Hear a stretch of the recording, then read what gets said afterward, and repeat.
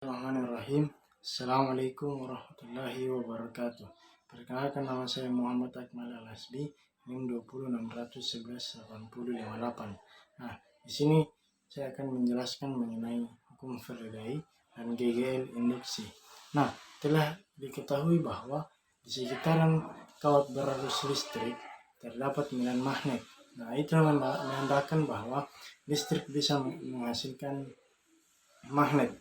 Nah, sebuah GGL akan mengalirkan arus listrik melalui suatu rangkaian tertutup.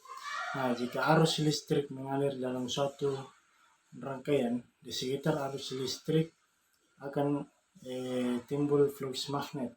Nah, dari percobaan yang dilakukan oleh Faraday, diketahui bahwa GGL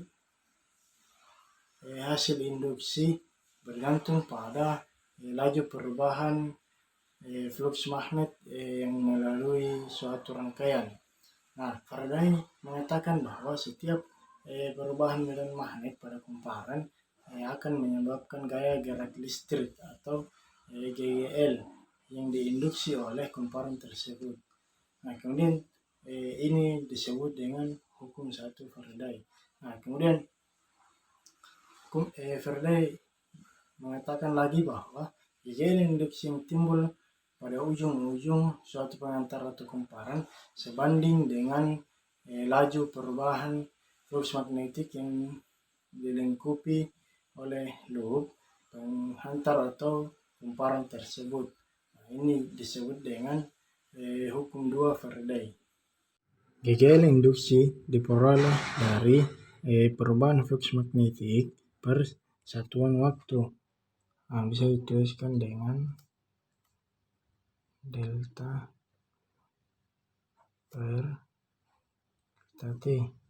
Nah, mana persamaan flux magnetik itu BA cos theta. Nah, di mana B di sini yaitu medan magnet, kemudian A-nya yaitu luas kumparan. Nah, dengan cos theta-nya itu sudut antara garis normal dengan bidang yang timbul oleh medan magnet. Nah, kemudian kita masukkan persamaan flux magnet ini ke persamaan yang tadi, maka akan dihasilkan itu delta BA cos theta per delta T. Nah, kemudian karena jumlah lilitan dapat mempengaruhi GGL induksi, di mana jika lilitannya sedikit maka GGL induksi yang dihasilkan kecil, dan jika lilitannya banyak maka GGL induksi yang dihasilkan juga akan besar. Maka dapat dituliskan dengan sama dengan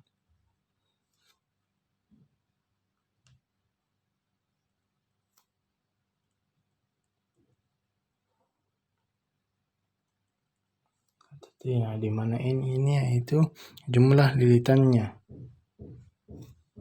Sebuah kumparan sebanyak 200 lilitan berbentuk persegi dengan panjang sisi 18 cm. Medan magnet tegak lurus dengan bidang lilitan. Jika medan magnet berubah dari 0 ke 0,5 Tesla dalam waktu 0,8 sekund, berapakah GGL induksi yang dihasilkan selama waktu tersebut? Nah, diketahui bahwa luas kumparan sama dengan 18 cm. Nah, karena di sini persegi, maka sisi kali sisi sama dengan 0,18 meter kuadrat sama dengan 0,0324 meter persegi. Nah, kemudian tetanya itu 0 derajat karena di sini medan magnetnya tegak lurus dengan bidang lilitan. Nah, kemudian waktunya atau delta T sama dengan 6,8 sekon. Nah, jumlah lilitannya sebanyak 200 lilitan. Nah, kemudian yang ditanyakan adalah GGL induksinya. Nah, penjelasannya itu GGL induksi dengan N delta B A cos theta per delta T. Nah, karena di sini sudutnya 0 derajat, maka kita hilangkan saja.